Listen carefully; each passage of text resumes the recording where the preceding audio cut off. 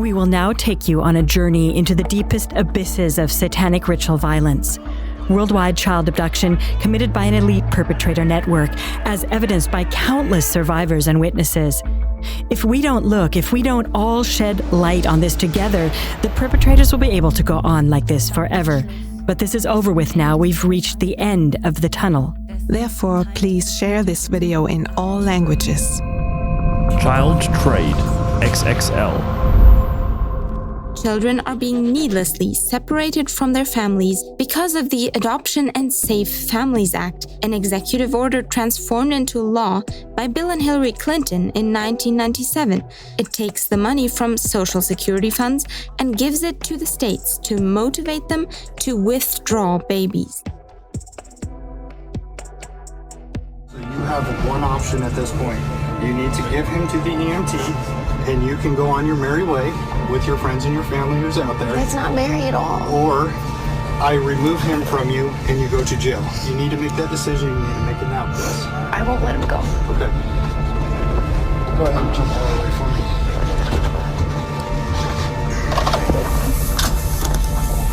Okay, please let him go so he does not get hurt, okay? Come here, little buddy. Okay. I let him go. She's going to jail. Okay. I just said I couldn't, but I let him go. Put your hands on your back, please, okay? They closed the ambulance door. That was the last thing I saw. Why not? No, go in the car. In the car. It's all right. It's okay. Cyrus! It's okay. In the car. No, let me say bye. You're going to make it worse. You're going to make it worse. Say goodbye. Every child, once you've added it all up, is worth approximately $1 million to the state. But we've been told that this is a $60 to $80 billion a year industry, meaning the federal government is taking $80 billion a year and giving that money to all of the 50 states to kidnap children.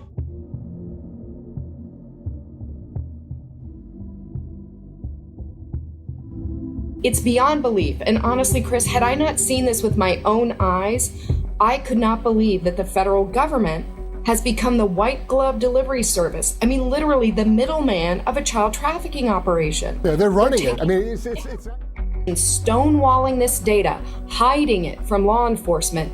320,000 plus children, nobody knows where they are. Right. And that's unacceptable.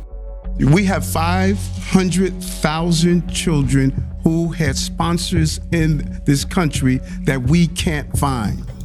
Dr. Andrea Costides names 160 known cases in which children and young people in SOS children's villages were raped for years by super rich.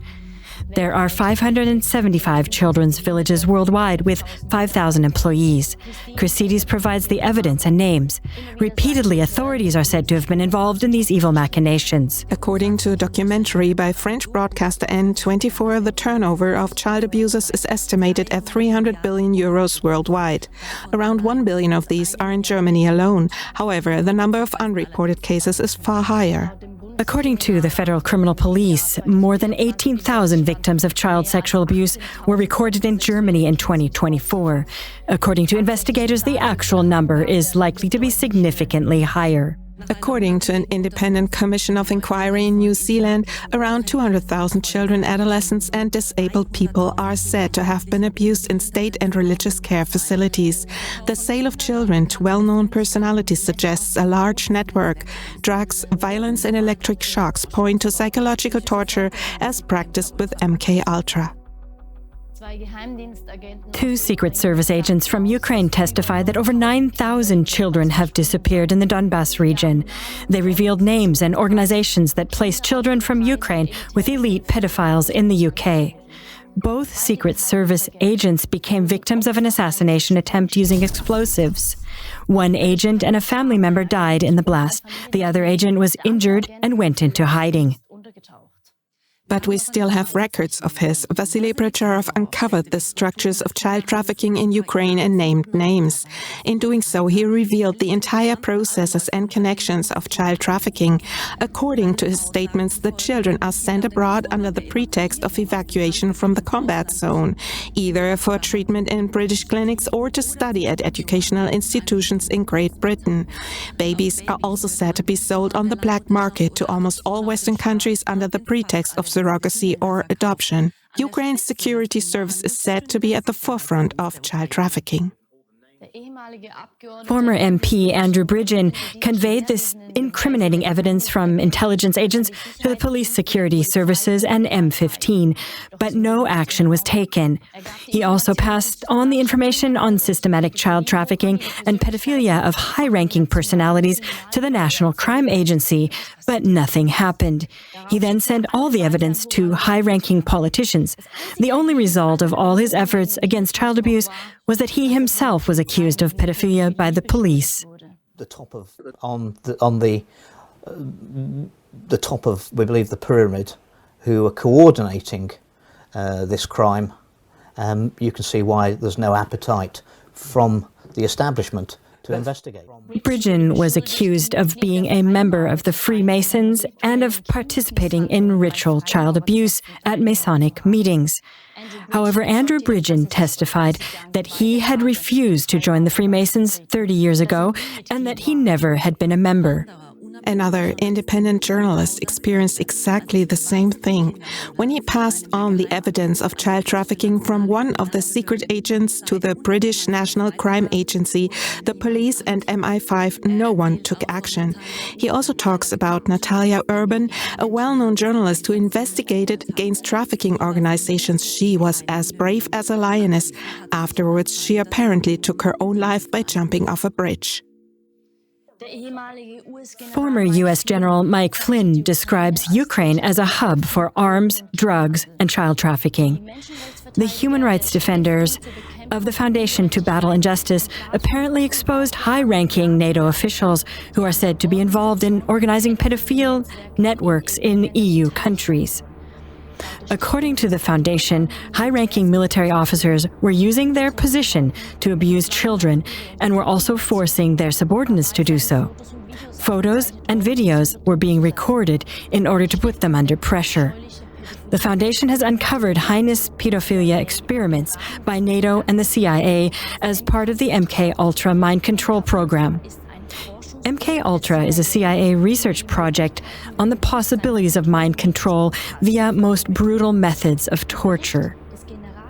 A report by the CIA's Inspector General confirms this research. According to numerous witnesses' statements, the program is still continuing. According to the statements of the Foundation, the media and the International Criminal Court are being prevented from investigating and reviewing these atrocities. The UN whistleblower Professor MacLeod reports on UN security personnel who abducted young girls from the Yugoslavian war zone. They were said to have chained them in cages to be used as sex slaves by UN employees. The UN was said to have known about it and was covering up the incidents. Around 50,000 children were taken out of the country during the war in Yugoslavia. An ex-officer in the Yugoslav Secret Service sold children to Western business partners at a unit price of 20,000 German marks. Neither the Red Crescent nor the Red Cross returned the children to their parents. They are missing. Since the 1970s, ex-FBI chief Ted Gunderson has been investigating satanic crimes against children in the USA and the involvement of high-ranking circles and the CIA in international child trafficking. According to his statements, around 100,000 children are victims every year. Ted Gunderson was poisoned, according to the statements of a doctor. Guido Grant sneaked inside the pedocriminal scene as an undercover journalist to identify structures and perpetrators in order to pass the information on to the criminal investigation authorities. In the process, he obtained gruesome snuff videos in which babies, children of all ages, and adults were cruelly tortured, raped, and sometimes killed on camera. In his book, Hardcore Child Satanism, Volume 3, he describes the ritual abuse and torture of 109 victims.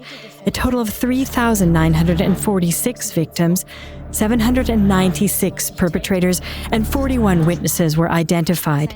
His books, Hardcore Child Satanism 1 and 2, are not even mentioned here. For example, Caro M., Heike E., Irene Z., Michaela J., and Mona C. report on satanic ritual murders of babies, children, and adults, as well as cannibalism, rape, and most cruel torture. In his books, Guido Grant gives a very plausible and multifaceted account of the strategies perpetrators use in order to avoid being discovered. Guido Grant is the best-known journalist in the German-speaking area researching satanic ritual violence. Many years ago, the public media still referred to his research and published his warnings about Satanism. However, this has not been the case for a long time, although experts even confirm in a government report from England that satanic ritual abuse is no myth. Now let's take a look at a recent case from Germany. From the age of 2, an affected girl always came back completely devastated after she had been visiting her father. She cried and screamed the whole time. She said that her father had taken her to men in black hoods who had cruelly tortured and abused her. Photos had been taken of her. She complained of abdominal pain and had major problems with bowel movements and was terrified of them. While making an ultrasound, the pediatrician discovered an extreme dilation of her rectum. The mother said that the child had bad flashbacks almost every night when she screamed in pain with eyes open for 1 or 2 hours. Stop it, I can't take it anymore, stop it. Her dad had threatened to kill her dog if she told anyone. The child screamed loudly, I never want to see dad again. However, no investigations were initiated against the father. The result of all the hearings, despite the statements of all the experts, the mother and the child, was forced placement with the father. He was given sole custody. The mother was said to have talked the child into all this. Zovend experienced the same thing with her daughter, Severine with her little boy Amoris, who was raped and tortured. He had a dilated and even torn anus, but the same game started again. Just like with the children of Dalila Sadok and many other mothers. Judiciary blocks prosecution. We will now put ourselves in this child's shoes. How is it supposed to defend itself? Who will listen to this child when even all the confirmations of the experts are being ignored? Not even the ultrasound of the dilated rectum triggered an investigation against the father. I myself was recently brutally beaten up on the street. This broke my nose and caused further damages. There were photos from witnesses. We had the license plate number and everything. However, the police did not take any measures on their own initiative and did not impose any punishment. Everything depended on me. I would have to file a criminal complaint. I would have to go to court if any punishment was to be handed out. Now, that's the way the criminal law works, but imagine this boy, what is he supposed to do? Who has no photos, no license plates, and no witnesses to stand behind him. And this is one of the most harmless videos I have put up here for you. But we have to identify with this distress. Stephanie, how come no investigation was initiated against the father despite all the mother's and the child's statements? Yes, Lois, that's what Uwe Kranz, the former head of a German state criminal investigation department, will explain to us. He has dedicated over 50 years of his life to fight child sexual abuse and reports the justice system to be the worst element in all this. When the police investigate cases and pass them on to the public prosecutor's office, these are almost always dropped by the judiciary. Kranz speaks of an entire industry built on child trafficking. Thousands of children disappear every year. He speaks of 60,000 missing children in Ukraine alone. This has been proven by parliamentarians and committees of inquiry. The systems for recording and prosecuting such cases could be improved and expanded. But there seems to be a lack of political will. Many politicians and parliaments are said to be involved themselves and do not want things to come to light. It is said beside Epstein's list, there are more lists that show which congressmen, singers, artists, and Hollywood people are involved. Auf 1 conducted an interview with Uwe Kranz, Guido Grant, and Werner Reichel on the global child molester networks. Werner Reichel wrote a book about this network of child molesters. In it, he explains, for example, how in the case of Natascha Kampusch, only one single perpetrator was identified from the outset, as was the case with Dutroux and Otto Mühl. The same is said to apply to the Teichtmeister case. According to Reichel, this guy's laptop would have been the jackpot to uncover the entire pedophile network. His involvement in Freemasonry was well known. However, individual perpetrators were put forward to divert attention from the perpetrator networks again and again. More about this in the program Judiciary Involved in Pedocriminal Networks. In Natascha Kampusch's case, the public prosecutor's office wanted to end the case as quickly as possible. The chief investigator, Franz Kohl, however, never believed in the single perpetrator theory. He investigated several perpetrators, as there were hundreds of indications of accomplices. Even during his lifetime, he was repeatedly bullied and obstructed in his investigations, so that he eventually continued to investigate privately. This seemed to have been his death sentence. After his death, his brother took the laptop with all the private investigative results. The public prosecutor's office placed the brother in custody and confiscated the laptop. It was then officially announced that allegedly nothing relevant could be found on the laptop. Speaking of which, Professor David Collum said, if the contents of Anthony Weiner's laptop were ever released, it would bring down the entire US government. He says that 9 police officers watched the videos and had to leave the room again and again because they couldn't bear what they saw. All 9 are now dead. A criminal investigator also reports that police officers are obstructed when they follow up and investigate these cases. They are bullied, ostracized, or the case is taken from them. It is claimed that they are not objective enough, too close to the victim, or biased. He also tells of so many victims who give the same gruesome accounts of ritual violence that his alarm bells were ringing. It has to exist even if you don't want it that way in your head. However, he's not allowed to speak openly about ritual violence, which is why he has to make these statements anonymously. Zurich police officer Peter Mattis reports on a similar case in which a suspected pedophile court president was investigated. He had regularly traveled to Paris to abuse boys there. The French investigators were already ready for an observation and a possible arrest in Paris. Everything was prepared. However, when the Zurich public prosecutor's office heard about the case, it immediately halted the investigation. The proceedings were discontinued. But police officer Mattis, case officer Rudi Urban, and an investigating judge made various attempts, submitted evidence, and wanted to take the matter to court, but they were rebuffed at various points. According to Mattis, the senior public prosecutor said something like, "If anyone dares to lift a little finger against the accused court president again, he can pack his suitcase and leave." Mattis names names in the interview with KLA-TV. Kevin testifies to this abuse of justice from the victim's point of view. He came to foster parents as a small child and was abused for years by them, their daughter, and the family doctor. It concerned serious sexual abuse and torture. Kevin says that the family doctor issued medical certificates so that he would not be taken to his biological parents. A neutral expert later drew up a report at the children's home, whereupon the parents filed a complaint. Important witnesses were not even summoned by the chief judge. The defendant was acquitted and even rewarded with 2,000 francs in compensation. Elitist criminal network. So up to this point, we can conclude that, according to all these testimonies, top judicial officials keep blocking the investigation of such cases. Police officers are hindered in their investigations, especially when it comes to uncovering elite networks of perpetrators.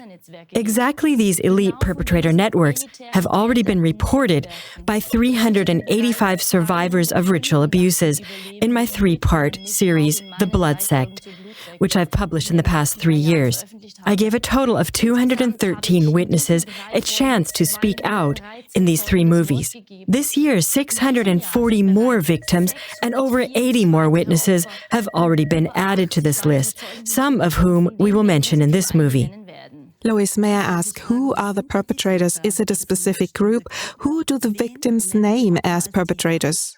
We conducted an analysis with the statements of the now total of 1,024 survivors in my 4 documentaries, who gave names or backgrounds of the perpetrators.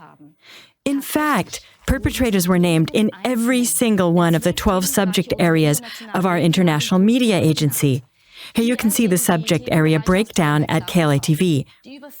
The more than 25,000 extensively researched KLA-TV broadcasts provide a clear picture here. The elite perpetrator networks cover all 12 subject areas. If I may interrupt you for a moment, Lois, since internet censorship is constantly advancing and such important information is increasingly being deleted, you can get our entire KLA-TV archive with all 25,000 programs in over 80 languages for free. These are productions worth €1 billion, 13 years of voluntary work by thousands of contributors. You can find all the information you need at kla.tv/2+.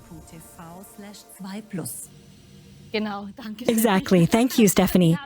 We have analyzed all the statements of the victims and witnesses, and the perpetrator names go through all areas.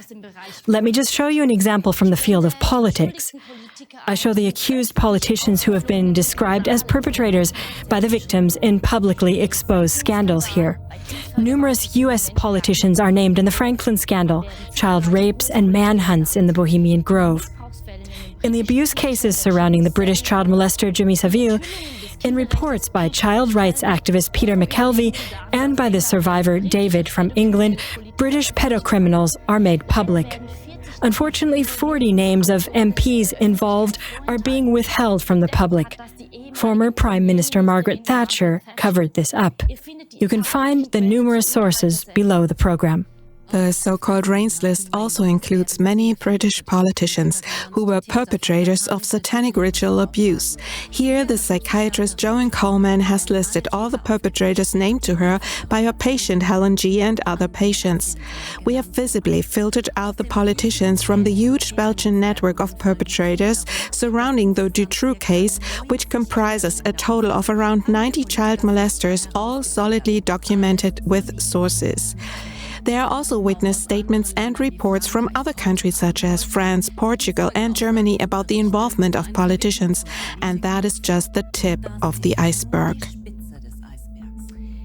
We've created a page on the public database Vitopedia where victims and witnesses of ritual violence, child placement, and child trafficking from all over the world can register. In this way, light is shed on these evil machinations and the perpetrator networks are exposed worldwide. So I call on all survivors and witnesses of ritual violence, please make sure you register on Vitopedia.org. Only then will there be light. The victims and witnesses in the Epstein case also report on this elite perpetrator network.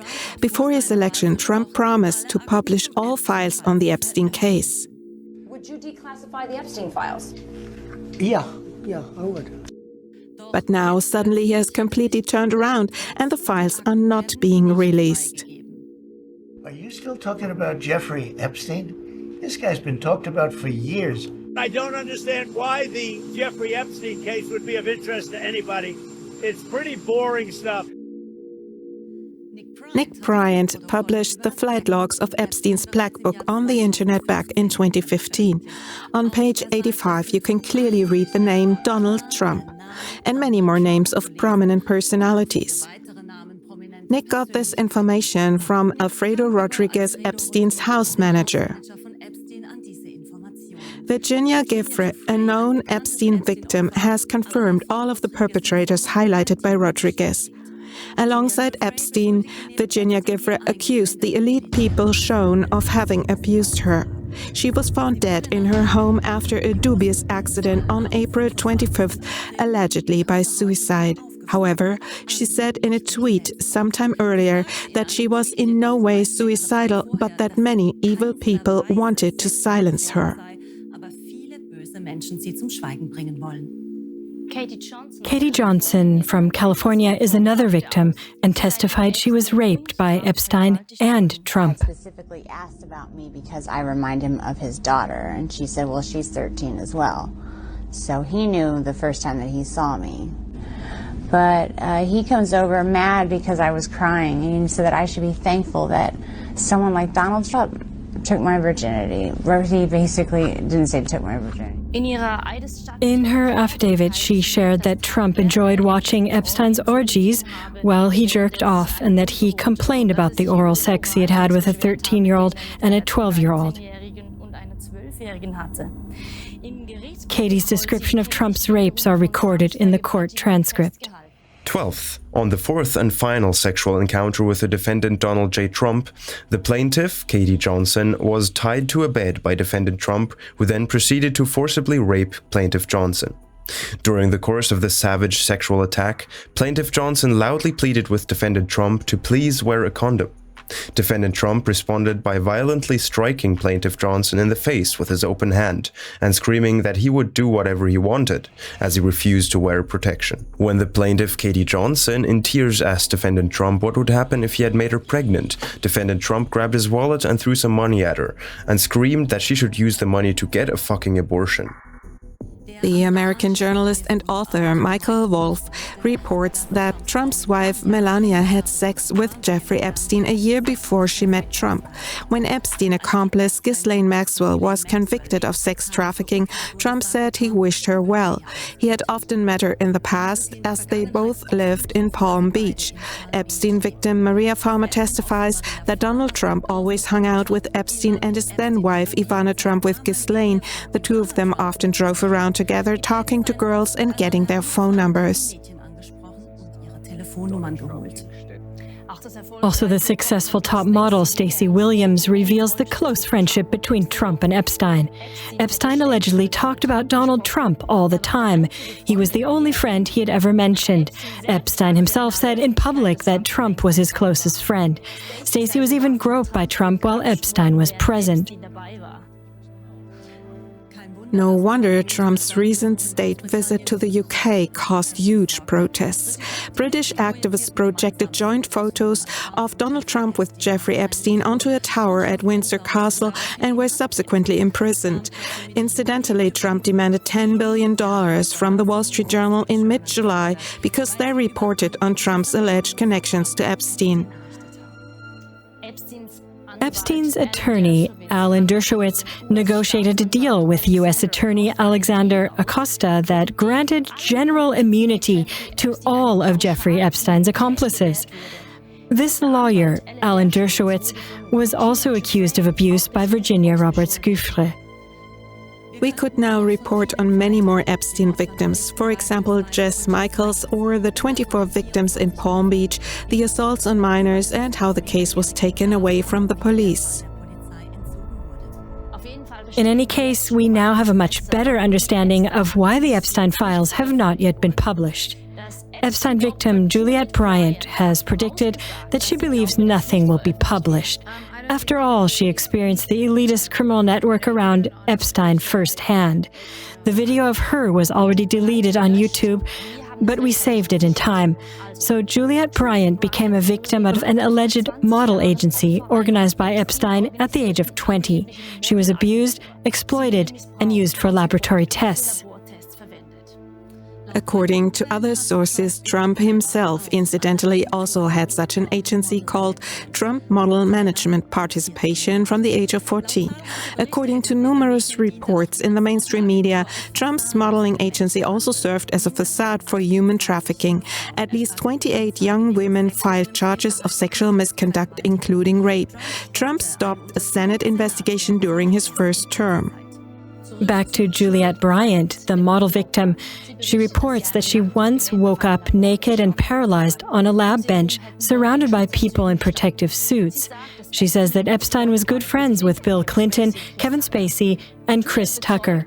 Juliette testified that Epstein worked with Robert Maxwell and Leslie Wexner at the Mossad. David Icke confirms in an interview that Epstein had a blackmail operation on behalf of Israel and the Mossad.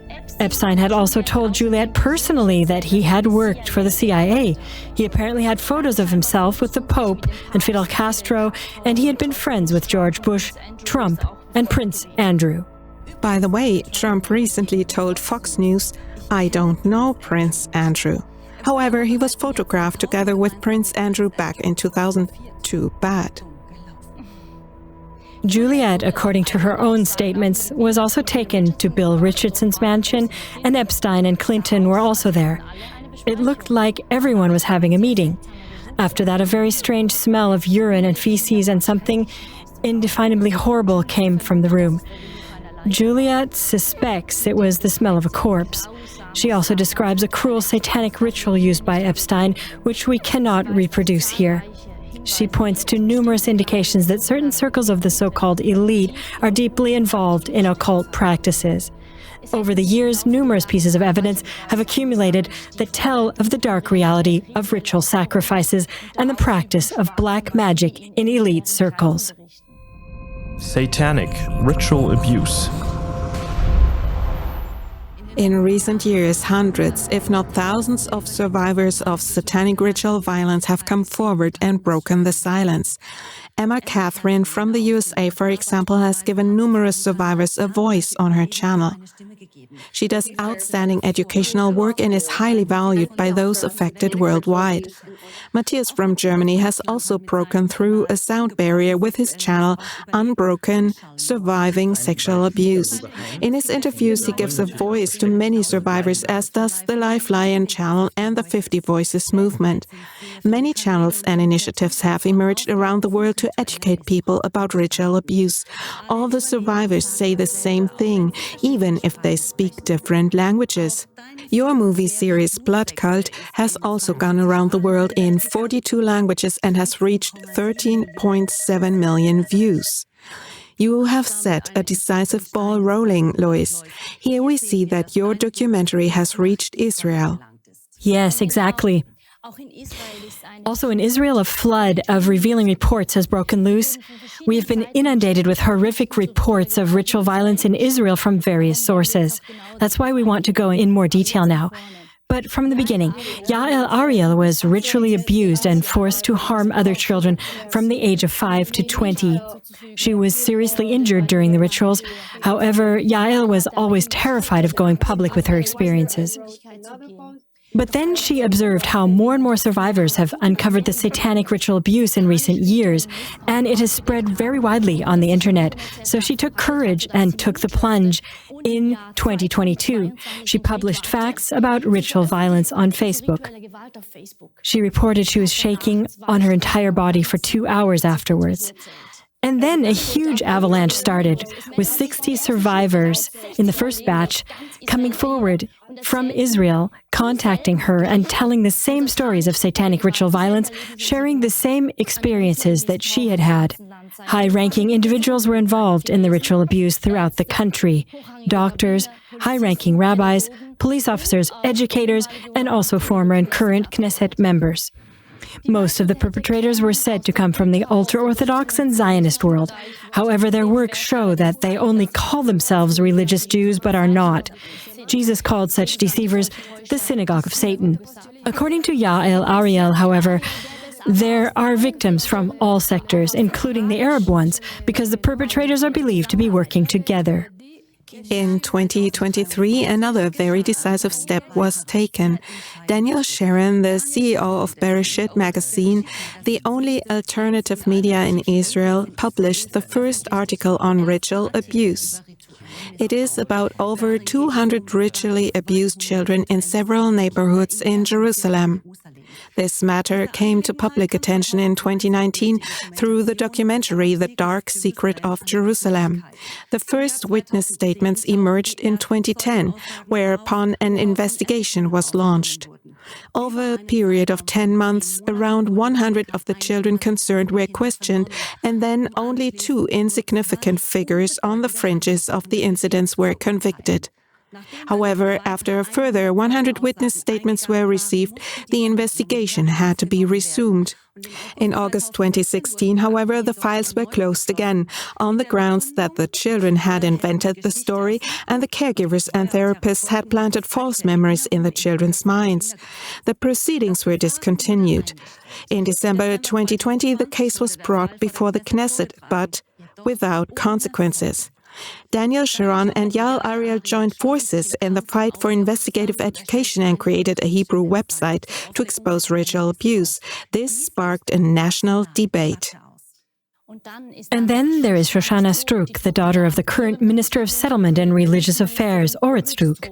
Shoshana published a video in which she states that she was sexually abused by both parents from an early age, and that the abuse was filmed for child pornography. She also remembers ritual violence.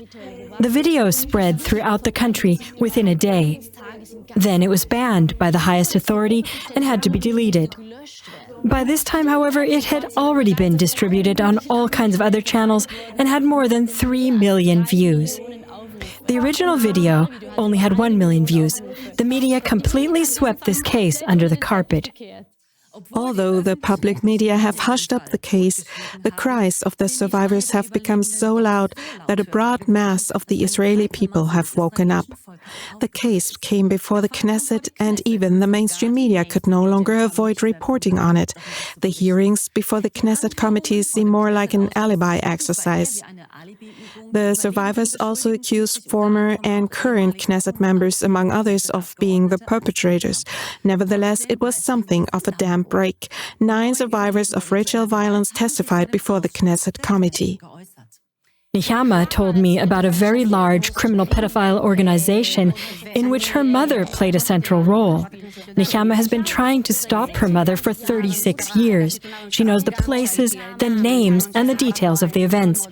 She had already contacted the police as a 10-year-old child, but nothing happened. She has the feeling that what happens is decided from above and that they want to cover it all up because it involves very, very high-ranking personalities.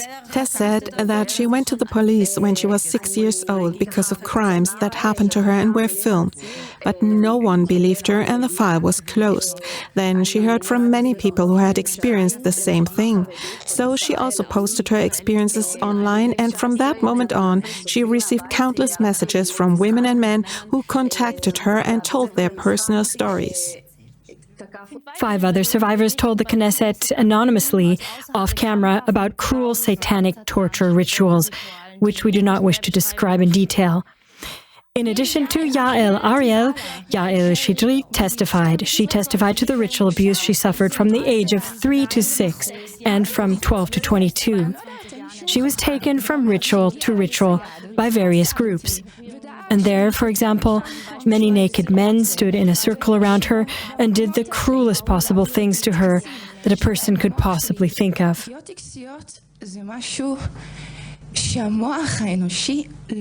Ritual abuse is something that the human mind cannot comprehend. You can't comprehend it.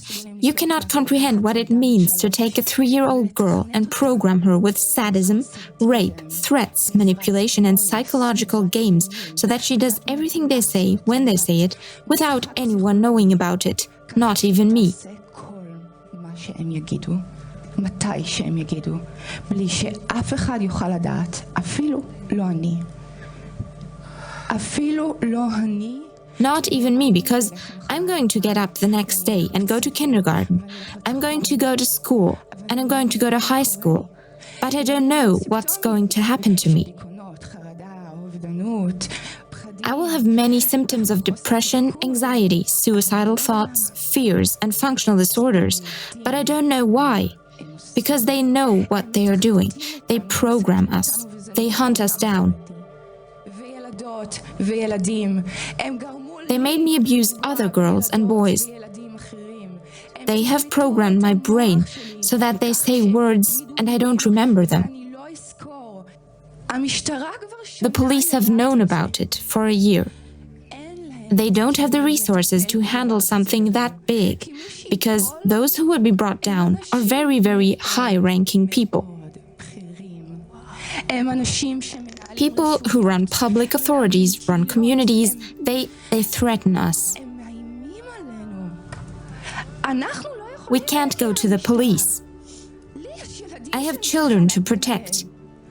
Your task is not only to understand what ritual abuse is, but also to create something that can deal with this crazy phenomenon, because the human mind of you and of the entire public is emotionally incapable of understanding what that is.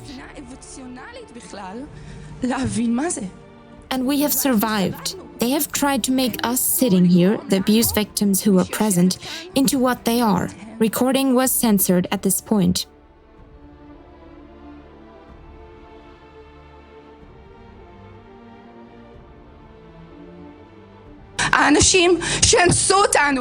The people who have raped us, who have inflicted endless suffering on us through studies of human functionality, very understandable human rules, through techniques and formulas on how to control the brains of boys and girls. Your job is not only to understand what ritual abuse is, but to make sure that it stops here in Israel, in Safed, in Jerusalem, in Haifa, in Yad and everywhere in the country, regardless of sector and religion. Yael Shitrit, we love you and we will carry your cry with KLA TV to the ends of the earth. Yael, Ariel, Tess, Shoshana, Nechama, Daniel, Sharon, we love all of you and we send you a heartfelt greeting of deepest solidarity to Israel. The programming. Florian Homm was a high-ranking member of high finance and managed up to around $3 billion. He was a German hedge fund manager, major investor and entrepreneur in the field of international asset management. He was a billionaire, owned 2 jets, castles, a decent luxury yacht, and 7,000 square meters of living space spread across various countries. He attended elite schools in the USA from an early age, graduated from Harvard University, and completed a Master of Business Administration at Harvard Business School. At 19, he had his own $1 million company. As he says, he comes from a family that has worked with the Rothschilds for 4 generations. His great-uncle on his mother's side is the entrepreneur Josef Neckermann. His father-in-law at the time was a member of the Council on Foreign Relations and was the head of the Bank of Boston for Latin America, Haiti, and the Caribbean. In an almost 3-hour interview on Unscripted by Ben, he describes himself as an MK Ultra product. According to Homm, he experienced physical, psychological, and sexual abuse, as well as torture for targeted programming from the age of 4. His father raped him and used extreme violence on him, so that he once broke 4 ribs and 2 others were fractured. Florian tried to get out again and again and failed miserably. When he finally managed to get out at the age of 47, an international manhunt began. His Wikipedia entry reads like a thriller. It's about maintaining power, passing on power, increasing power. Everything else doesn't matter. The history books are important. They want to sort out the most intelligent, traumatize them and rebuild them. It can be math, it can be money, it can be power, it can be politics. We live in such an illusory world. Oh my god, you're a fucking MK Ultra product. Through physical, psychological and sexual abuse, which the young child... It started with me from the age of 5, so 4 actually. There are photos to prove it. Split, broken. What was missing? Love and attention. Love and attention for the broken is only given through extraordinary performance. Then you might get a hug. Then maybe you'll get some praise. Of course, you're punished if the performance isn't top. There's sadism involved. Who does such sick shit with children? Unfortunately, I call it Darwinian selection, because very few people manage what's so hard. So the resilient ones, that's maybe 2 or 3%. You put 100 into the program, but only 3 come out. My brother developed severe asthma and had to repeat a class. And I know a few more from the program who are bipolar. Some, of course, died quite early. Many are addicted to drugs. But it's a merciless thing, and you're turned into a performance machine. I had largely repressed the serious abuse. It is, you go into a space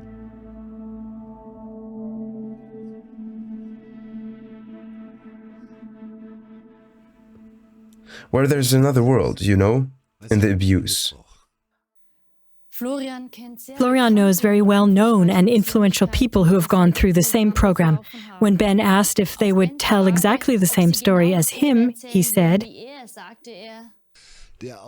Exiting is an absolute no-go. That sounds like cult, doesn't it? because hundreds of victims and witnesses around the world testify to the same thing.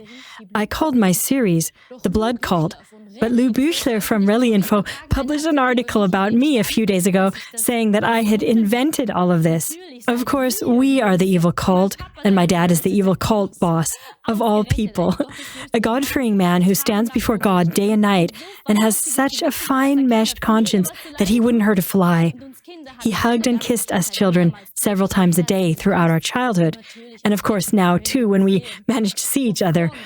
So what Florian Humm could only have dreamed of, we had in abundance: love, appreciation, and recognition.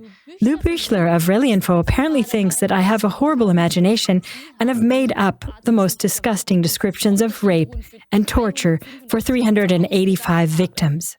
You, of all people, should come up with something so disgusting. For years, I've experienced you as one of the most sincere and generous fighters for truth and justice. Lois has listened to countless gruesome stories directly from those affected. She keeps climbing into these deep mud pits because all the other well-paid journalists don't do it or aren't allowed to do it. You mostly made these documentaries at night because your days are already full enough. Yes, and of all the bad things, I only put a fraction of each in my documentaries to spare the viewers. But if the result is that you still do not believe the survivors, that there are such perverted people who torture other people in order to make them compliant and program them, then you have to see it with your own eyes. And that's why I'm showing you now a heavily blurred and heavily censored torture video that was released to the public without sound, only 6 seconds, because we all have to look and talk about it until everyone knows. Otherwise, it will never stop. Let me interrupt you for a moment. It's obvious that the perpetrators don't want such videos to become public. That's why all the laptops are always cleared away first when a perpetrator is discovered. John McAfee, for example, took high-resolution drone footage of Epstein Island and collected 31 terabytes of incriminating material on the elite's human trafficking syndicate. It is said to contain pagan rituals, satanic influences, and ritual child abuse. He is also said to have made 4K recordings showing King Charles on Epstein's Island, and not just for a visit, but he was photographed engaging in things with underage boys. All public videos have been deleted. On his X channel, I saw that he wrote on October 15th, 2020, "I'm happy here, I have friends, the food is good, everything is good. If I hang myself like Epstein, it is not my fault." 8 months later, the world was told that McAfee had been found dead in his prison cell with a noose around his neck. According to his wife, John had often spoken of unscrupulous CIA agents and cartels who wanted to kill him because he had important information that made him a threat to powerful people. After the publication, there were many attacks and near accidents on him. Especially when all of his revealing videos have been censored, it is all the more urgent that we make these crimes public. And that's why we are now looking at these 6 seconds so that nobody can say it doesn't exist.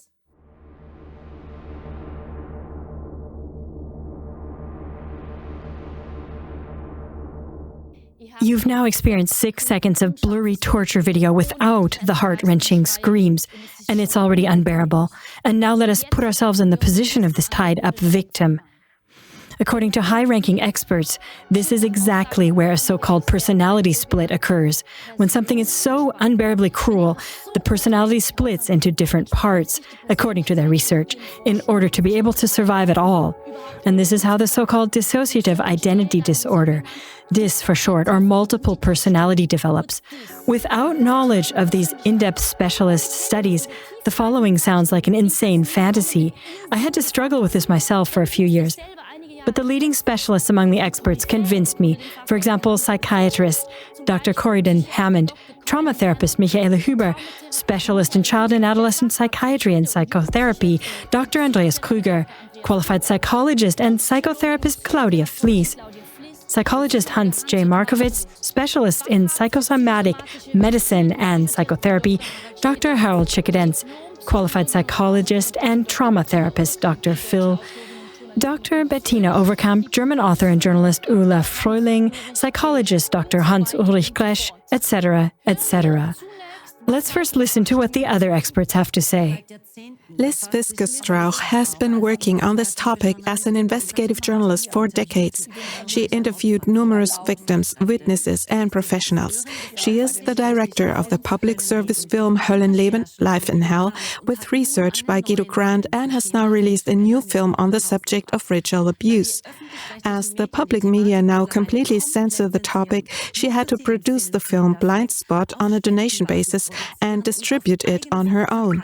She also published a non-fiction book on the phenomenon this year, Split Personalities, Dissociative Identity Disorder Between Trauma and Denial. There are numerous studies on dissociative identity disorder, which used to be called multiple personality. And this is a diagnosis that, just as the term ritual violence, is constantly being called into question, even though there are endless scientific studies on the subject. With her book, Liz Wiske-Strauch makes a breakthrough for all the many survivors who are not believed. In her film Blind Spot, Dr. Andreas Kruger, a specialist in child and adolescent psychiatry and psychotherapy, has a say. He says that when the victim's dissociation is overcome, memories suddenly come up and the body reacts massively with trembling and attacks of breathlessness and sweating. He says that it has been proven thousands of times that there's organized pedocriminal sexual violence, which is always ritualized to some extent. It is obvious that larger organizations are behind it. The psychologist Hans J. Markowitz has spent almost his entire life conducting brain research. He has no doubt that dissociative disorders exist because he and his colleagues have seen them hundreds of times. It means they are actually tortured, trained, you could say conditioned to function at the push of a button when you need the children for certain situations. My father has made it his mission in life to traumatize, torture, control, manipulate, and turn me into the creature he wants, and which he can access whenever he wants.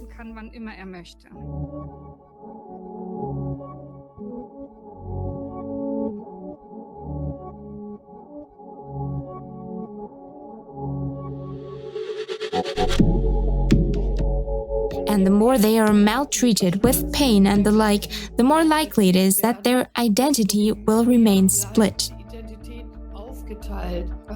Which is actually a very, very ingenious survival strategy of the brain. Really a masterstroke of the brain, when it is no longer bearable, then to split itself up internally, so to speak, and to split off the knowledge and also the feelings. And thus, the children can somehow still function in everyday life. So, one part experiences the terrible things and the other goes to school and knows nothing about the terrible things. Well, they use triggers. I want to say that there is something like an everyday personality, yes, my actual personality, which is in everyday life, which acts normally, which went to school and learned and played with children. And on the other hand, there's this, I like to call it the night personality, even if it didn't always take place at night. But these split-off parts that became active when the abuse was going on. And what my father did, he triggered me with things. For example, he took off my glasses and said a certain sentence. From then on, I froze. From then on, I was like switched off. And at some point, he put my glasses back on and I was back in reality, in everyday life. And my everyday consciousness didn't realize what was in between. It completely blocked it out. Mind control MKUltra is something that was applied to me, something he had been working towards. He was a professional soldier, had contacts to various circles. Hatte Kontakte in die verschiedensten Kreise hinein. In this so-called night personality, as Hadassah calls it, gruesome things happen according to mass testimonies from survivors. How a split personality can manifest itself could even be observed on public television with prominent personalities. Such scenes are best explained by a personality split. Here are a few examples. In the Saturday Night Crew with our music intro starting next Saturday night. But folks, I want to take you to the world premiere of one of his new videos called Berserk. Take a listen. So was that the great Rick Rubin who was helping produce that with you, Marshall, when you did that? Yes, sorry. Live TV. Live TV freaks me out a little bit. Yes, I'm sorry. What was the question? So that's where I come in. And I keep your emotions, and I deal with your emotions over here. But when it comes time for business, I implement what you told me on the emotion side into handling it in a professional manner, because sometimes it's hard for you. Speaking of showing us, 2 Chainz, you got a shot, 2 Chainz. You got a shot, let me see that shot, dog. Speaking of showing us, 2 Chainz, you got a shot. Speaking of showing us, 2 Chainz, you got speaking of showing us, 2 Chainz, you got a shot, 2 Chainz. Got a shot. Let me see that shot, dog.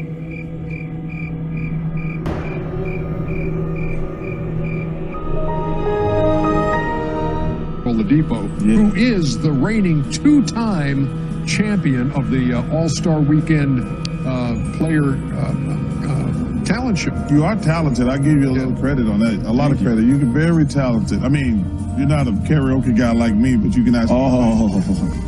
You know they call me Old Brown Eyes, right? As a matter of fact, you both have experience singing New York, New York. His was at the Slam Dunk Contest. Yours was in Vegas. Yes. We had the show out there. Here's just a little sampling. And that is what they were doing. And you mentioned Kyrie with tonight's draft lottery. We now have an answer for how that trade finishes up. So how do we view that now in totality? I'm afraid we lost Rachel. We lost Rachel Nichols. Come back. I'm here. I'm here. You can hear me? Instant. Come back. Instant. Come back. One last time. Meine Mutter redet genauso wie du bist. Ja? Wann wirst du erwachsen? Nein, das sollst du ja nicht, denn es gehört ja eine große Portion Naivität dazu, diesen Beruf auszuüben. Aber mit einer gewissen Ehrlichkeit, mit einer gewissen Ernsthaftigkeit. Und was wir da versucht haben hochzustemmen, hat wirklich was mit viel Arbeit. Nein, versucht haben hochzustemmen, hat wirklich was Yeah, I was kind of, I was a little down. I found out I was injured and I had to have surgery again, or with another knee. But at the end of the day, I have amazing teammates. Guys like Draymond, everybody on this team, they come over. Guys like Draymond, everybody on this team, they come over. Please? No? Okay, not happening.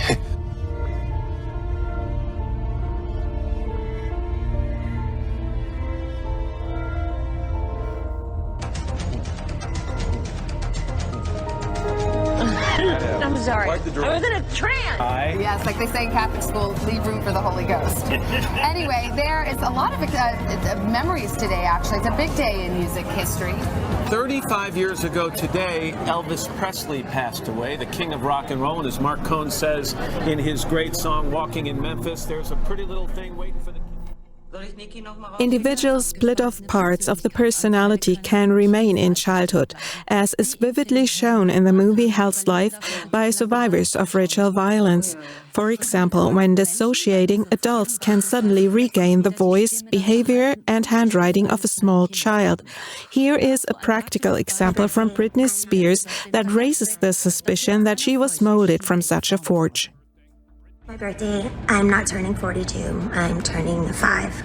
In a strange video on her birthday, Britney Spears said, "I'm turning 5 years old," and added she had to go to kindergarten. She also seemed upset about how the paparazzi made her face look, saying it appeared like a white Jason mask.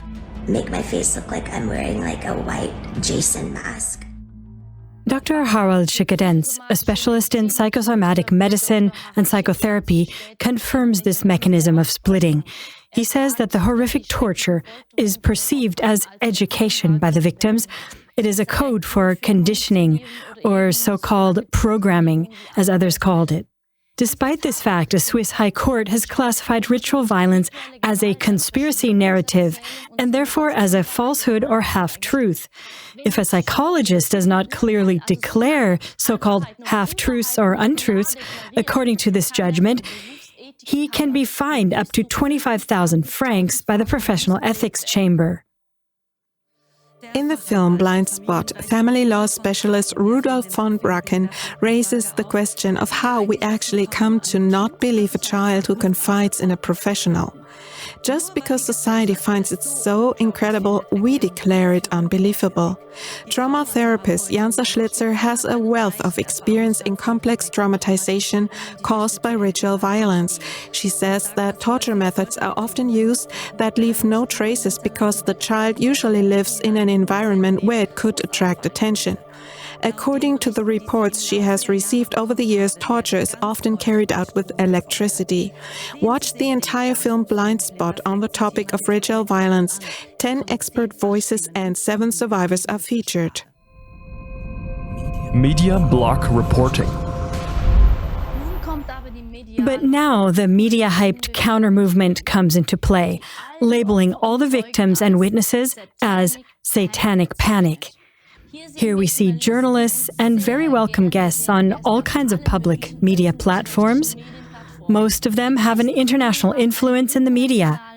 They publish and appear in a wide variety of media formats. Here we see the WTF Talk Satanic Panic Update number 3 from this past summer. The protagonists spend a whole hour and 36 minutes talking condescendingly about Liz Wieskestrauch's elaborate film work and don't have anything good to say about her. At this point, I would like to briefly mention that this film was calculated to cost 347,000 euros without any profit calculation. Liz Wieskestrauch had to raise all this money through voluntary donations. My impression is that dissociative identity disorder is something like the go-to explanation in this theory, because it supposedly answers a lot of questions that can be asked about this conspiracy narrative. This lack of professional distance, that's what can always be observed in these problematic cases, that this professional distance was not there at any level, but that it was compassion that caused damage. I think you've all seen that. Exactly. According to Susanna Niehaus, who heads the Competence Center for Interrogations of Children and Their Victim Protection at Lucerne University of Applied Sciences and Arts, the real damage is done by compassion. According to her, there's a lack of professional distance. Speaking of compassion, during the entire 96 minutes in which these people destroy Liz's film work, not once is compassion shown or the victims spoken about. In Liz's film, 7 victims talk about their gruesome experiences. Not a single one of their statements is reflected. The main theme of the movie is about a current case in Germany, which we already introduced at the beginning. It is about the little girl who claims to have been ritually abused and tortured by her father and other perpetrators. Despite an ultrasound examination of her severely damaged rectum, she is forcibly transferred to the accused father. I ask Susanna Niehaus and the entire Satanic Panic panel, where exactly did compassion do harm here?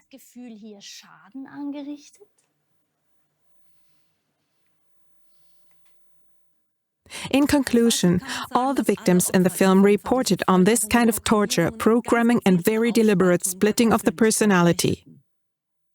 The criminal psychologist Lydia Benecke is the most famous of all the advocates of this media-pushed narrative about the alleged satanic panic and the so-called false memory syndrome. Incidentally, a self-confessed pedophile was co-founder of the False Memory Syndrome Foundation. You can see this in one of our programs, by the way. So these people claim that the preoccupation with these atrocious crimes is supposedly just mass moral hysteria, and that all these testimonies of the victims are false memories. Let's listen briefly to one of her lectures. Well, there's a small circle of people who are trauma therapists, and the smaller circle of people is very, very strongly in favor of these theses that they really like in a movie, the dissociative identity disorder, which used to be called multiple personality, that they can already consciously achieve it in small children. And that they also program the children, as they have just said, with certain triggers, like a Pavlovian dog. If that worked, I'm relatively sure that all kinds of secret services and armies around the world would have made use of it long ago. But nobody has, only the Satanists, supposedly. And precisely this assertion is demonstrably untrue, because it is a military secret service product by origin. We already pointed this out at the beginning of the movie. The lawyer Dr. Marcel Polte proves this in his books with original military documents. This was also confirmed by survivors Fiona Bennett, Bryce Taylor, Kathy O'Brien, and many others. According to the Foundation for Combating Injustice, the CIA carried out heinous child experiments as early as the 1960s as part of the MK Ultra project. And the empirical Pavlovian dog experiment actually confirms the statements of survivors of ritual violence. This was carried out by the Russian researcher and Nobel Prize winner Ivan Petrovich Pavlov in order to prove classical conditioning, according to which one can be conditioned by targeted trigger stimuli. Hundreds of survivors and witnesses of ritual violence report that the military not only takes advantage of these conditioning programs, but has even researched them and plays a leading role in them. I am a survivor of satanic ritual abuse. I am a survivor of trauma-based mind control, which involved military as well as occult practices. And those are broad categories. There's also a component for me of NASA involvement. High military people are also involved secretly. We were sold to the federal government by our father and his priesthood and military leaders, and I can tell you names if you want them. Church camp with Pearl Knight. She's no longer with us, but she was also in my church camp, and she was also one of the women that did the experiments in the deep underground military bases at Vandenberg Air Force Base. These psychopaths at the top believe they'll create a satanic order that will rule the world. At a high level of the U.S. government, there was support of this kind of thing with Operation Bluebird, Paperclip, Mockingbird, and of course, MK Ultra, still going on today. I have been used for horrible things like assassinations and torture and mutilation of people.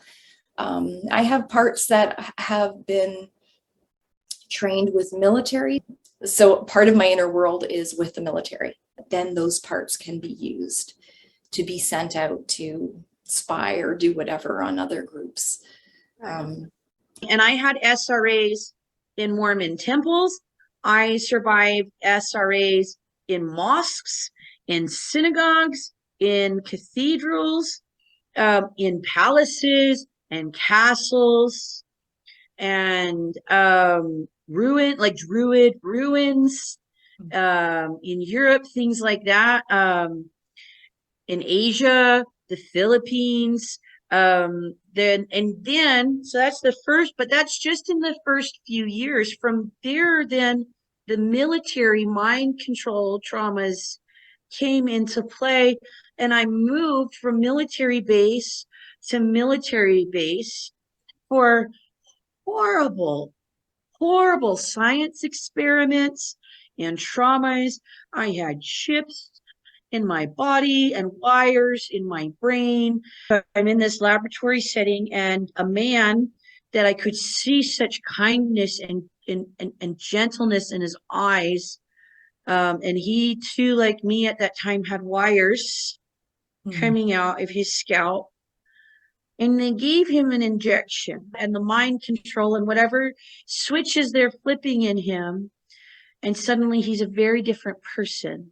Wow. And he's committing the worst of crimes you could imagine against women and children right in front of me. Just horrendous things that I dare not repeat, just too horrendous. and he was crying because he couldn't stop.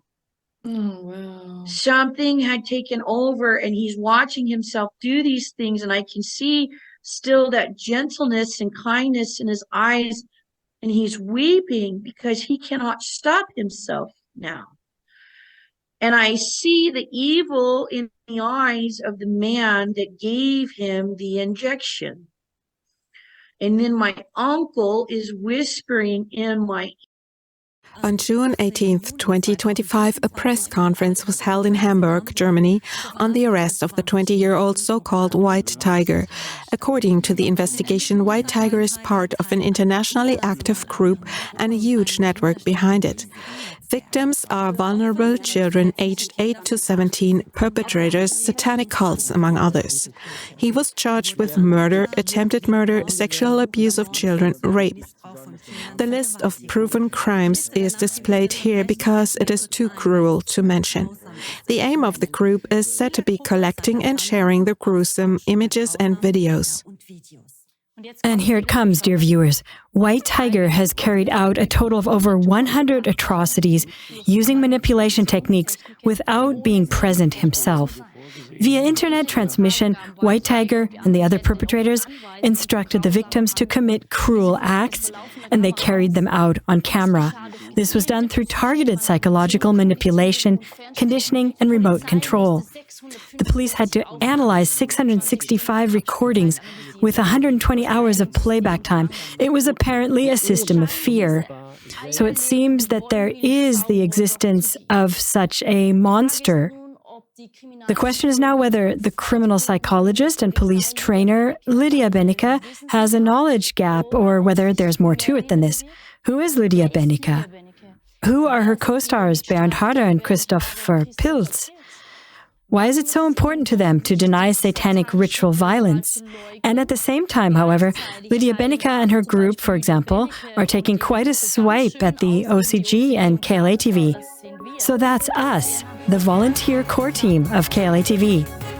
In the program SRF Scandal Robin Riemann, we show how Lydia Benecke appears in pictures and conferences with a satanic high priest named Francis Dollarhide. She has conducted interviews with real vampires and trivializes vampirism. Bernd Harder poses with Lydia Benecke in front of a picture of a woman being cut up. The program also shows journalist Robin Riemann's connections to the Satanist scene. He has ridiculed many victims and witnesses of satanic ritual violence. A few days later, a senior physician, a head physician, numerous therapists, a chief reporter, and 2 teachers were dismissed. We proved that Robin Riemann was friends with the satanic high priest Francis Dollarhide on Facebook at the time, as well as with Lydia Benecke and Christopher Pilz. And now it gets even more explosive. Jan Lopez worked as a video technician for Swiss television in Geneva. In 1995, he and his colleagues were tasked with making the internet accessible to all employees. While doing so, they discovered masses of snuff videos, so violent porn films, on the computers of Swiss television executives. Jan Lopez reported satanic rituals, tortures, and murders that were on display there.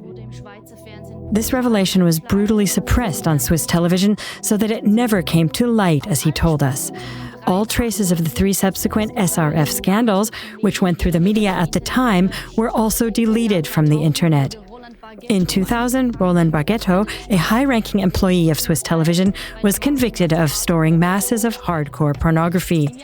In 2005, George Rosende discovered pornographic films on the PC of Thierry Catherine from Swiss television. George reported the discovery and was dismissed immediately. In 2010, Raymond Zumsteg, the director of French-speaking Swiss radio and television, was convicted of raping his granddaughter between the ages of 4 and 8. These were public scandals that were all deleted from the internet, as contemporary witness Jan Lopez uncovered with the help of Gerhard Ulrich. In 2012, television presenter and producer Patrick Allenbach was also convicted of sexual assault on underage boys. In SRF employee circles, it was also apparent that Swiss television executives were organizing so-called seminars at the Château de Bossy, to which very young, scantily clad girls who were not related to the guests were also invited. In his book, Jan Lopez tells how his young daughter Amandine was brought into the scene of ritual child abuse by his wife. Amandine was separated from him.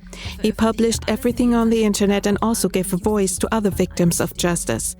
On May 13, 2019, his boss at Swiss television asked him to withdraw the publications on the internet. Lopez had, however, never mentioned that he worked for Swiss television. He removed the website about his daughter but left the channel with the other victims, and Lopez was dismissed without notice on June 24, 2019. He was summoned by the public prosecutor's office in Geneva and forbidden to publish anything. He then published a book entitled The Amandine Case. In it, he named many people who were involved in pedocriminal networks. The names of 5 judges, 4 other people including school principals and mayors, 9 other pedophiles, as well as 7 lawyers and judges who seemingly had not taken the necessary measures but opposed them. He also mentioned many other people who are said to be involved in the case.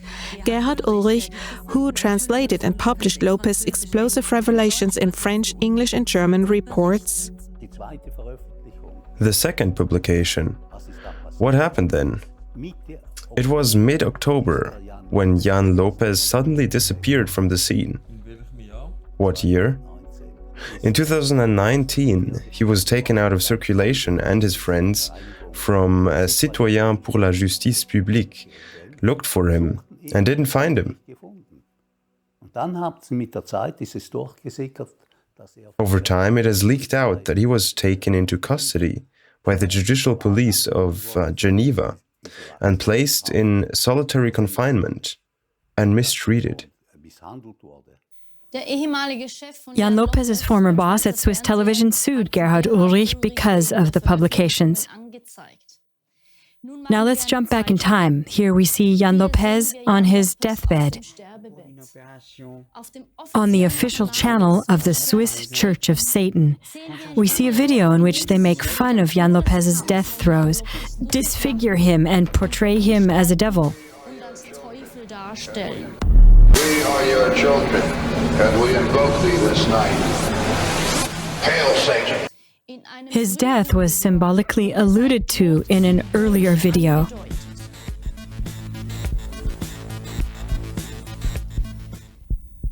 In another video, a voodoo doll with the initials YL is repeatedly pierced and burned.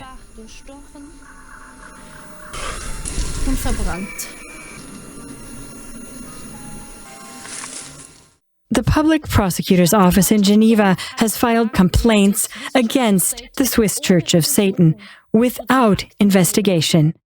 Here are some excerpts from the videos in question.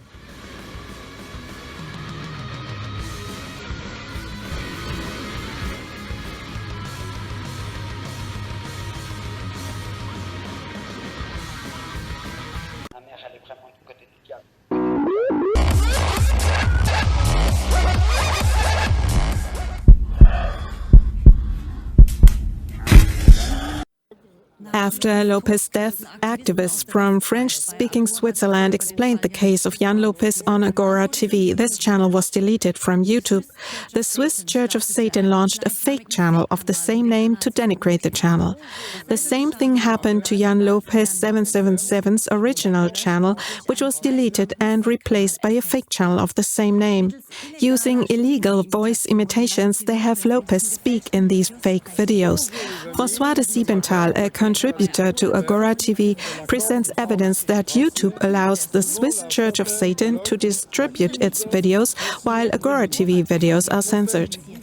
This is done on the basis of false complaints and arguments, namely so-called copyright infringements. The complaints were lodged with a gendarmerie in France, which has no jurisdiction and, according to Siebenthal, is actually a barracks. The Swiss Church of Satan burns the image of the original Agora TV videos, in which, for example, Jan Lopez and François de Siebenthal can be seen in one of their videos with the background music of a satanic torture ritual.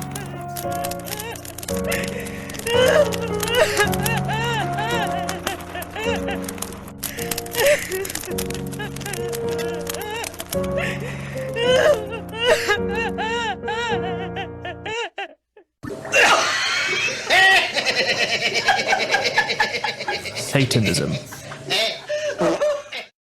It is precisely such cruel, satanic rituals that all the victims of satanic ritual violence describe.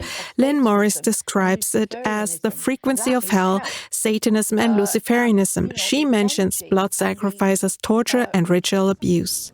Pierre, a survivor from France, reports a gruesome ritual murder of a baby in which the satanic high priest, his own grandfather, guided his own hand as a child. The baby was then eaten. Cannibalism. He's now fighting for people to finally understand that there is an incredibly large network behind this. The former UN official and European president of the Club of Rome, Calin Georgescu, testifies that more than 8 million children disappear every year. Christy Allen reports on the gruesome, satanic sacrifice of a baby whose heart was cut out. Aria tells of a cruel ceremonial sacrifice of a little boy in which the children were asked to stab the poor little boy in the heart. She ran away. Kibi Linga also reports Satanism, ritual abuse, murder, cannibalism, cruelty to animals, and incest. Erica Ingram describes all these things that she has experienced as a survivor of Satanism as bizarre. She says that celebrities committed these terrible acts and consciousness manipulations. Sherry's grandfather was a satanic priest and subjected her to horrific rituals, severe physical and psychological torture. She survived the severe satanic ritual abuse. Jay Parker grew up with satanic ritual abuse and trauma-based programming. He describes these experiences as absolute horror. Cheryl Beck says, Satan knows no mercy. She reports on diabolical blood orgies, the MK Ultra programming, and extreme ritual child abuse by high-ranking personalities. Jane's gruesome experiences also involve prominent figures in secret groups, Freemasons who performed shocking rituals. Shriz warns in her gruesome victim report against degenerate, high-grade Freemasonry, a worldwide cult that only causes harm. They are said to be in direct contact with Satan through their rituals and summon him through these. These statements also confirm the victim reports of Aria, Lynn Morris, Anna Noel, Rachel Rama, and Heike A. And we haven't even talked about Carolyn Bramhall, Becky Percy, Robin, Latia, Nancy Kruger, Pia, Sandro, Natalia, even Rachel Wood, Esme Bianco, and the other 35 survivors who are all still on our list. And in closing, 3 last examples. Mia from Germany explains that all these bad things are done for Satan, for their ruler. They worship Satan. Survivor Heike A. says that they were repeatedly told, when you move from being a victim to a perpetrator, Satan works through you and you have power. So my best definition that I can come up with for satanic ritual abuse is an extremely sadistic, psychological, emotional, spiritual, sexual, physical torture of children through a ceremony where the devil, Satan, is worshipped through blaspheming God by mocking the death and resurrection of Jesus. If your ultimate goal is to be famous, then you're gonna do a lot to get there, like sign your name in blood in a contract with the devil. Like you're gonna. Thank you to Satan for giving me inspiration on how to play this role.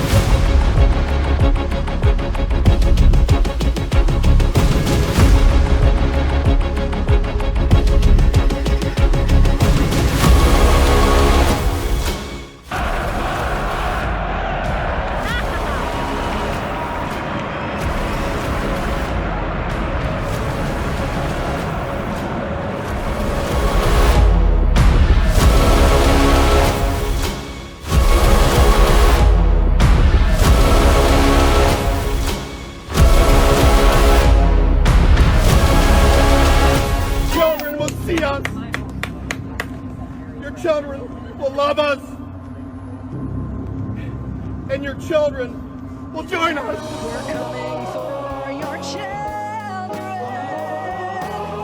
We're coming for them. We're coming for your children. The world needs to wake up.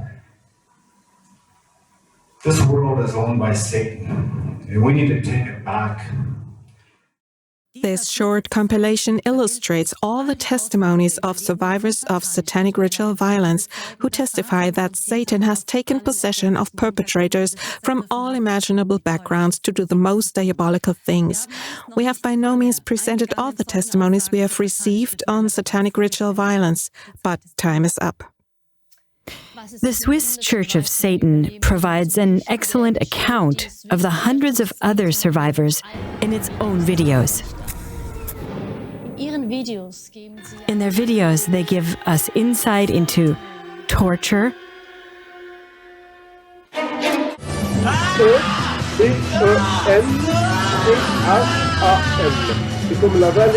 rape, programming and conditioning, cannibalism,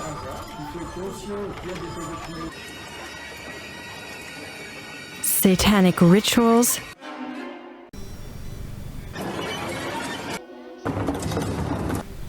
black satanic masses with hypnotized victims,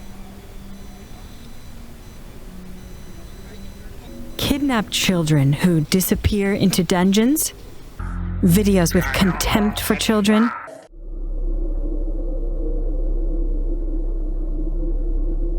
medical crimes. While we, KLA-TV, constantly face having our videos deleted and censored and going from one court case to the next, these videos can remain in the public domain without any consequences. Specialists on the satanic ritual violence scene suspect that some of their videos contain sound and video recordings of actual atrocities.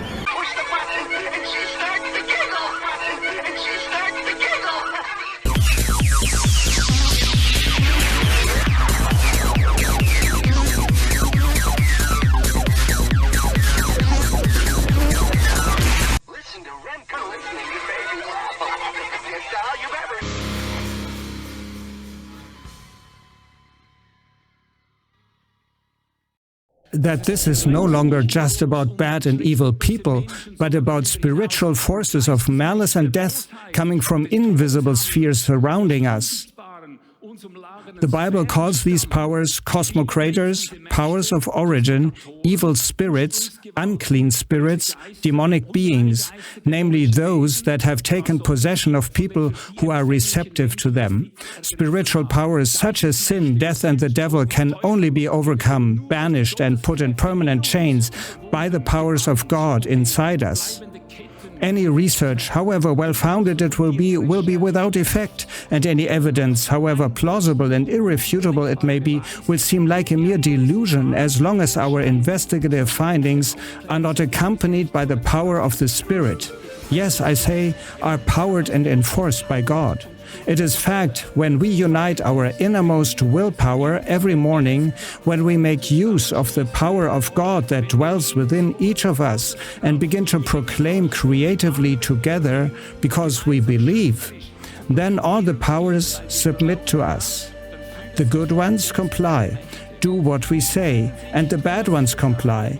People possessed by the devil are thus disempowered. Constructs of lies that have been solidified by diabolical powers collapse, and people suddenly recognize the truth. That is the reason why we are in the millions today. They are awakened, as we say in our language, through united proclamations and synergic prayers of faith. That is, through synergic expressions of will, if you want to call it this way instead of prayer. Through synergic expression of will by righteous people, whole cities have already been turned upside down, unyielding mafia structures have been shattered, and previously impenetrable satanic strongholds burst like soap bubbles.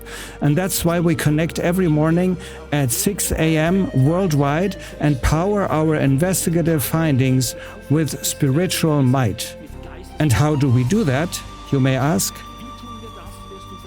For example, by always giving orders to our assigned spiritual powers at 6 a.m. to 6:05 a.m., that is only 5 minutes everywhere in the world, but at the same time, we command every morning at home, judge yourselves, betray yourselves, destroy yourselves mutually if there is no other way.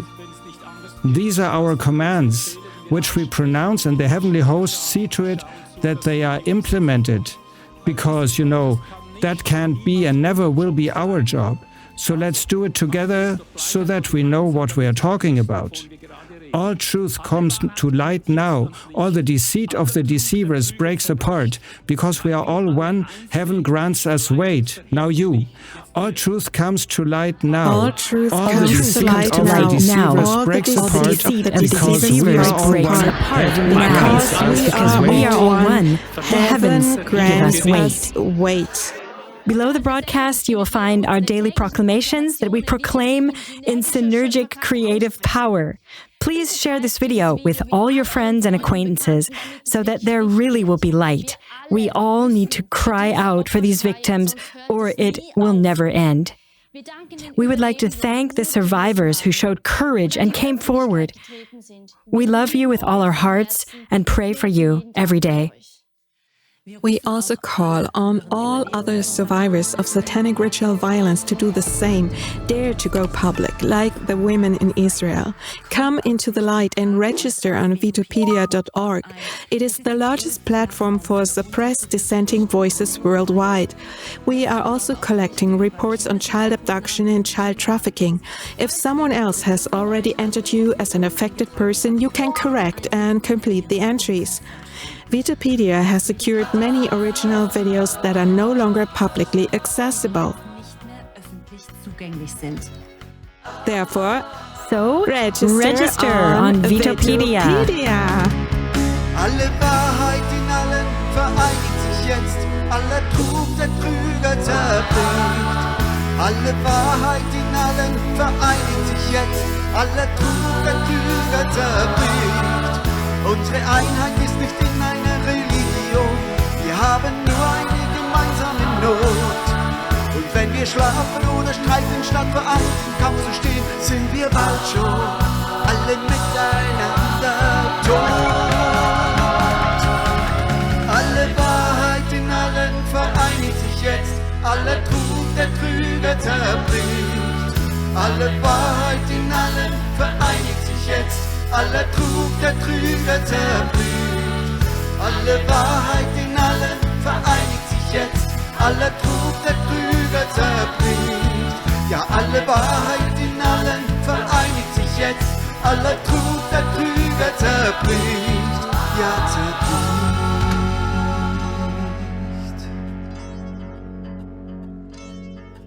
In nur Stunden brennt jetzt nieder Gottes Feuer in Kraft. Was der Feind sich erbaut hat in Äonen der Nacht.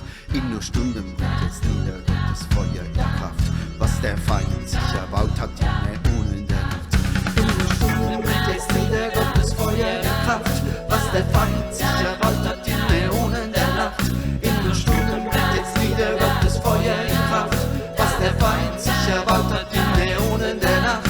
In nur Stunden brennt jetzt nieder Gottes Feuer in Kraft. Was der Feind sich erbaut hat in Äonen der Nacht. In nur Stunden brennt jetzt nieder Gottes Feuer in Kraft. Was der Feind sich erbaut hat in Äonen der Nacht. In nur Stunden brennt jetzt nieder Gottes Feuer in Kraft. Was der Feind sich erbaut hat in Äonen der Nacht. In nur Stunden brennt jetzt nieder Gottes Feuer in Kraft. Was der Feind sich erbaut hat in Äonen der Nacht. In nur Stunden brennt jetzt nieder Gottes Feuer in Kraft. Was der Feind sich erbaut hat in Äonen der Nacht. In nur Stunden brennt jetzt nieder Gottes Feuer in Kraft. Was der Feind sich erbaut hat in Äonen der Nacht. In Äonen der Nacht. Hey, was der Feind sich erbaut hat in Äonen der Nacht. Hey, this is the KLA-TV History Archive. 1 billion francs worth of programs. And best of all, it's free for you. Fill out the form right now and you'll get an exclusive free hard drive directly as a gift from your local KLA TV representative. Really free? Absolutely. The only price is that you help to copy this unique history archive and pass it on to 2 contacts free of charge. Changing the world can be so easy. Start today.